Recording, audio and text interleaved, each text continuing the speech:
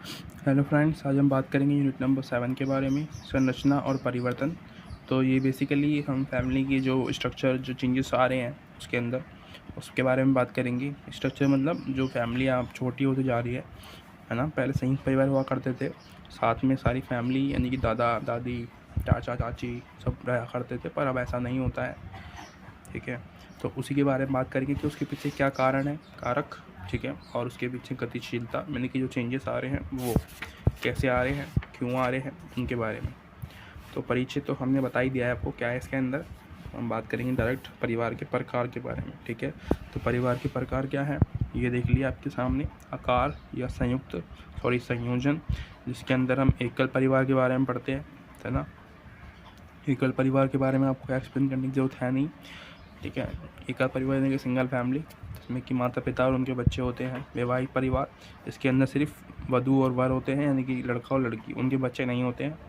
उसके अलावा विस्तृत या संयुक्त परिवार, इसमें फैमिली में सभी लोग जितने भी होते हैं ना, आपकी दादा दादी चाचा चाची, वो सब रहते हैं। ठीक है, फैमिली में एक साथ में रहते हैं। उसके अलावा पीढ़ीगत सिद्धांत, इसमें क्या होता है, इसमें पीढ़ी के अकॉर्डिंग देखते हैं हम लोग, है ना। यानी कि 2 पीढ़ी एक साथ रहती है। 2 पीढ़ी मतलब माता पिता और उनके बच्चे। ठीक है, तो माता पिता जो है वो एक पीढ़ी हो गई, उनके बच्चे 2 पीढ़ी हो गए, तो ये 2, 1 और 2। ठीक है, तो ये दोनों पीढ़ी एक साथ रहते हैं, राइट। तो ये हो गया। उसके अलावा इसके अंदर देखो 3 पीढ़ी साथ में रहती है, इसमें 1 2 3, ये तीनों पीढ़ी एक साथ रहती है। ठीक है, ये तीनों की तीनों एक साथ रहेंगी इसके अंदर। ठीक है, 3 पीढ़ियाँ यानी कि दादा दादी, ठीक है, और पिता और उनके पिता के बच्चे यानी कि आप। ठीक है, तो वो 3 पीढ़ियाँ साथ में रह रही हैं। सदस्यता के आधार पर देखते हैं, यानी कि उस ग्रुप का, यानी कि या फिर उस परिवार की सदस्यता के अकॉर्डिंग। जन्म के आधार पर हो सकती है आपकी सदस्यता, यानी कि आप जन्म से ही उनके बच्चे हो। उसके अलावा प्रजनन, यानी कि उन्होंने आपको मतलब जन्म दिया है और पालन पोषण किया है। ठीक है, प्रजनन मतलब वही होता है आपका प्रोड्यूशन करना, यानी कि बच्चे को पैदा करना।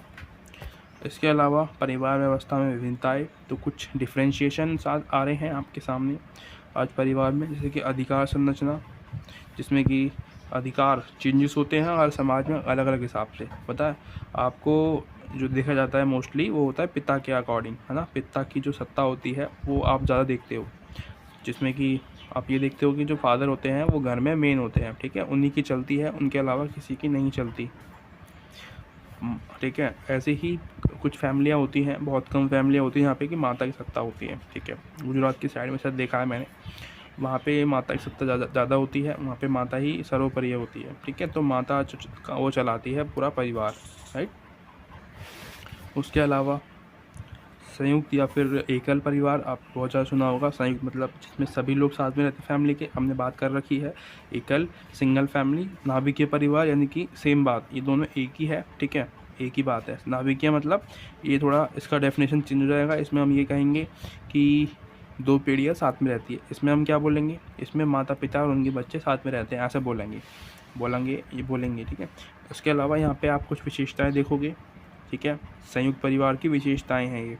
तो यहाँ पे आप जितनी भी है ये इसको आप याद करो, लिख के याद करो, चाहे कैसे भी याद करो उसको आप। फिर आपको ये एग्ज़ाम में पूछ सकता है, आप इसको मतलब सही से लिखना। ठीक है, एक उसको एक्सप्लेन भी करना ठीक से। उसके अलावा मोस्ट इम्पॉर्टेंट क्वेश्चन जो आता है मोस्टली यहाँ पे से, वो आता है परिवार के प्रकार या फिर कारण, परिवर्तन के कारण, यानी कि जो चेंजेस आ रहे हैं उसके पीछे रीज़न क्या है। तो अर्थव्यवस्था, ठीक है, यानी कि पैसा बहुत बड़ा रीज़न है। पैसे की वजह से ही होता है सारा कुछ, क्योंकि लड़ाइयाँ जो होती है प्रॉपर्टी, पैसा, ये सब के पीछे। औद्योगिकरण, शहरीकरण, ये जो हो रहा है इसकी वजह से फैमिलियाँ ख़त्म होती जा रही हैं, समझ रहे हो। यानी कि गांव में से जब व्यक्ति शहर में जाएगा पैसा कमाने के लिए, तो फैमिली क्या है ऑटोमेटिकली छोटी हो जाएगी, है ना। जो गांव में से भाग भाग के यहाँ पे आएंगे शहरों में, तो वहाँ पे लोग कम हो जाएंगे। ठीक है, वहाँ पे सिर्फ कौन बचेगा, वहाँ पे एक फैमिली बचेगी शायद, 1 या 2, बाकी सब यहीं आ गए हैं शहरों में। सामाजिक सांस्कृतिक बदलाव, जो चेंजेस आ रहे हैं कल्चर में, उसकी वजह से भी ऐसा होता है, राइट।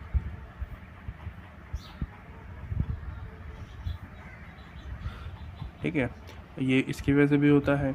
इसके अलावा वैधानिक समानव और सरकारी नीतियाँ मतलब शिक्षा जो आपको मिलती है उसकी वजह से लोगों के अंदर चेंजेस आ रहे हैं, है ना। लोग अपने आप को महान समझने लगते हैं थोड़ा सा पढ़ाई करके, तो वो घर छोड़ कर चले जाते हैं बाहर देश में विदेश में पढ़ने के लिए, ठीक है। व्यवसाय की जो गतिशीलता है, यानी कि जो बिजनेस वगैरह है, इसकी वजह से भी ऐसा होता है, राइट।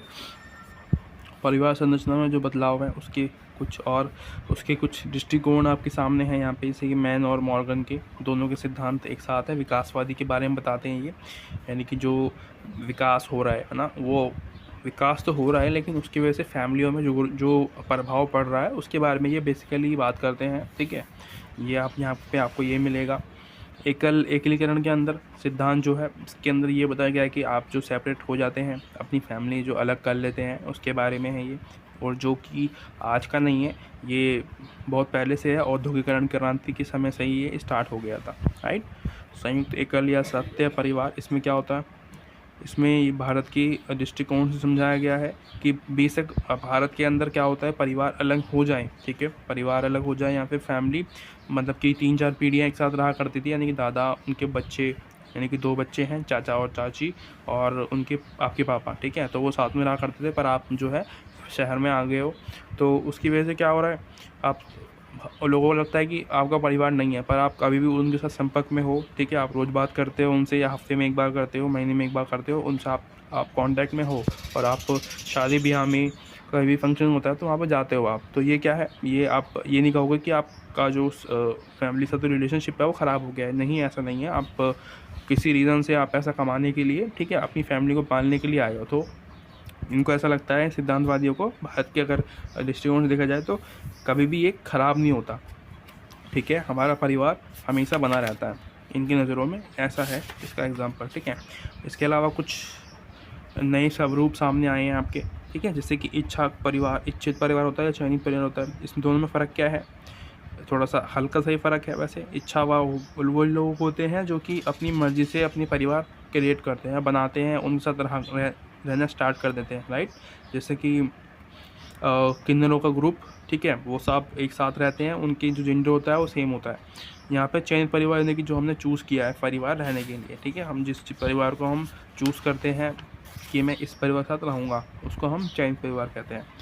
एक और होता है असहवास, जिसको हम इंग्लिश में लिव इन रिलेशनशिप बोलते हैं। इसका मतलब होता है सीधे सीधा आपको पता है, यानी कि शादी से पहले रिलेशनशिप में रहना, ठीक है। सरोगेसी परिवार, इसमें क्या होता है, इसमें हम अगर किसी फैमिली में अगर जैसे कि माता पिता हैं, उनको बच्चे नहीं हो रहे हैं, तो वो क्या करते हैं, किसी अदर महिला को, लड़की को पैसा देके उसको मतलब उनकी जो वो होती है ना, किराए पे ले लेते हैं, ठीक है। उनकी जो पेट होता है या मतलब जो भी है, जो उनका जो गर्भ होता है उसको किराए पे लेके उनको अपने पास रखते हैं, तो वो जो फैमिली बनती है उसको हम सरोगेसी परिवार बोलते हैं, ठीक है। तो कुछ समय के लिए होता है, जब जैसे बच्चा पैदा होता है वो उसको वहाँ से निकाल देते हैं, ठीक है, निकाल देते हैं, मतलब कॉन्ट्रैक्ट होता है एक तरीके से, ऐसे नहीं कुछ भी मतलब निकाल के फेंक दिया, ठीक है। तो ये तो हो गया आपका चैप्टर, तो ठीक है, thank you so much for watching. अच्छी लगी हो तो सब्सक्राइब लाइक कर देना, बाय।